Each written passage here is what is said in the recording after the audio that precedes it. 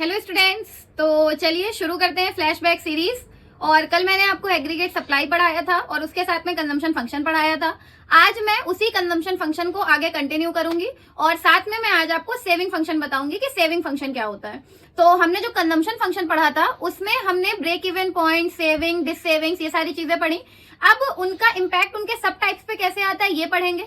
अगर न्यूमेरिकल्स आ गए तो वो कैसे सॉल्व करेंगे ये पढ़ेंगे और सेविंग फंक्शन पढ़ेंगे और साथ में हम कुछ रिलेशनशिप्स पढ़ेंगे। रिलेशनशिप्स का मतलब कि एपीसी एमपीसी इनकी रिलेशनशिप्स पढ़ेंगे। कंजम्पशन फंक्शन और सेविंग फंक्शन के बीच में क्या रिलेशन है ये पढ़ेंगे। तो चलिए ज्यादा टाइम वेस्ट नहीं करते हैं और आज का वीडियो शुरू करते हैं। तो ये है types of propensity to consume. Consumption function के बाद आता है प्रोपेंसिटी टू कंज्यूम। प्रोपेंसिटी का मतलब होता है एबिलिटी, कि किसी भी इंडिविजुअल की कितनी कंजम्पशन करने की एबिलिटी है। इसमें दो टाइप होते हैं, एक होता है एपीसी और एक होता है एमपीसी। एपीसी का मतलब होता है average propensity to consume. It refers to the ratio of consumption expenditure to corresponding level of income. जितना कंजम्पशन एक्सपेंडिचर होगा उस हिसाब से जितनी इनकम लगेगी उसे ही हम एपीसी कहते हैं। फॉर्मूला होता है APC equal C upon Y, मतलब कंजम्पशन अपॉन इनकम। इसका कर्व बच्चों ऐसे नॉर्मल बनता है।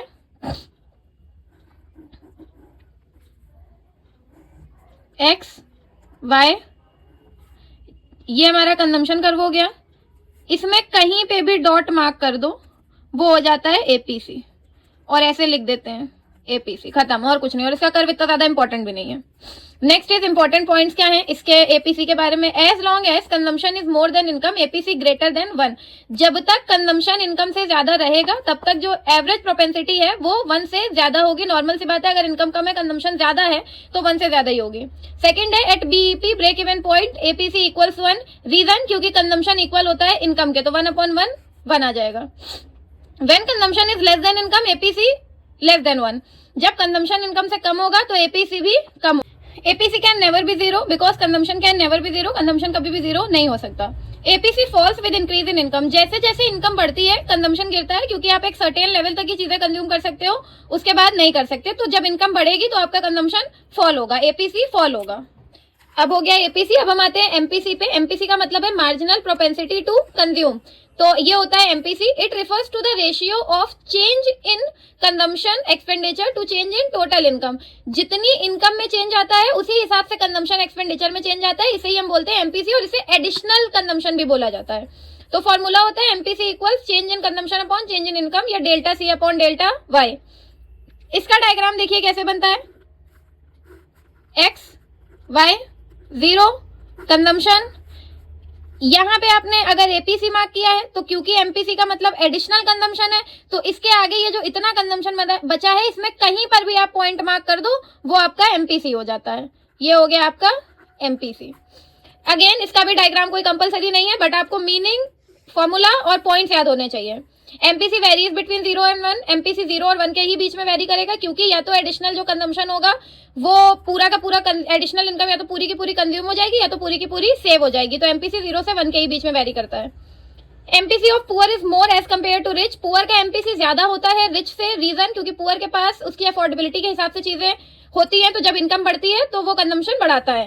MPC fall with rise in income. जैसे जैसे इनकम में आपकी राइज आएगा वैसे वैसे एमपीसी फॉल करेगा। सेम पॉइंट है, क्योंकि एक सर्टेन लेवल के बाद आप कंजम्पशन करना बंद कर दोगे। अब बच्चों हम लोग शुरू करते हैं saving function. It refers to the functional relationship between savings and national income. Savings और नेशनल इनकम के बीच का जो रिलेशनशिप होता है उसे ही हम कहते हैं सेविंग फंक्शन। इक्वेशन होती है एस इक्वल्स एफ ब्रैकेट में Y. S saving, F functional relationship, Y income. Same table है, इनकम में से कंजम्पशन माइनस कर दिया, सेविंग्स निकल आई। क्योंकि सेविंग्स माइनस में गई है इसलिए हमने वाई एक्सेस को माइनस में लिया है।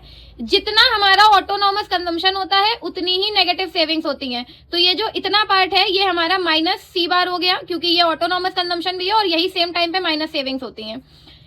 यहां से हमारी सेविंग शुरू हुई, हमने सीधे करा। जहां पे सेविंग्स इनकम को कट करेंगी वो पॉइंट हो जाएगा ब्रेक इवन, क्योंकि वहां पे सेविंग्स जो है वो 0 होती हैं और इनकम और कंजम्पशन इक्वल होता है।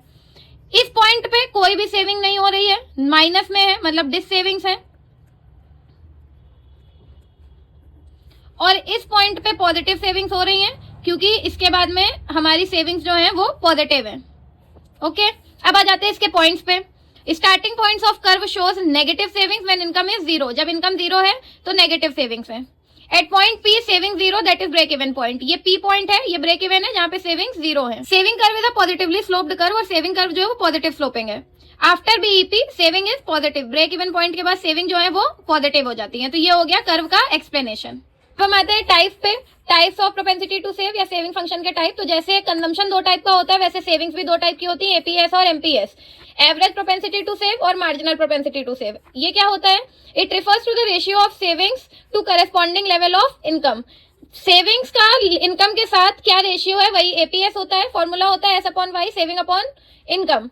सेम इसका भी डायग्राम बनता है, बस सेविंग्स में जहां पे भी पॉजिटिव है आप कहीं पे भी मार्क कर सकते हैं एपीएस। पहला point, APS can never B one और मोर देन वन। एपीएस कभी भी वन नहीं होगा और ना ही वन से ज्यादा हो सकता है। रीजन, क्योंकि अगर हम 200 कमा रहे हैं तो 200 पूरा तो सेव नहीं कर लेंगे, तो वन नहीं हो सकता। और अगर इनकम ही हमारी कम है तो सेविंग उससे ज्यादा कर नहीं सकते, तो मोर देन वन भी नहीं हो सकता। APS can be zero, APS zero हो सकता है क्योंकि और होता भी है जब इनकम और कंजम्पशन बराबर होता है तो सेविंग जीरो होती है, वो ब्रेक इवन पॉइंट होता है। एपीएस कैन बी नेगेटिव और लेस देन वन, ये भी हो सकता है, वो नेगेटिव भी हो सकता है जो कि ऑटोनोमस कंजम्पशन होता है, और लेस देन वन भी होता है।